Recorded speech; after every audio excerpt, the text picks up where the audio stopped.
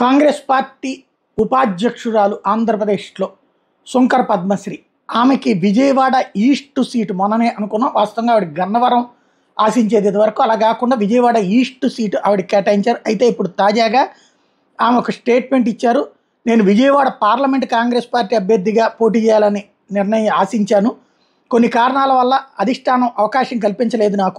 నన్ను సంప్రదించకుండానే విజయవాడ తూర్పు Congress party MLA అభ్యర్థినిగా ప్రకటించేశారు.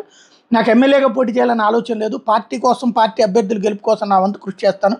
నేను తీసుకున్న నిర్ణయానికి అధిష్టానం సహృదయంతో సహకరిస్తుందని భావిస్తున్నాను. వాస్తవంగా షర్మిల ఈ మధ్యనే వచ్చారు.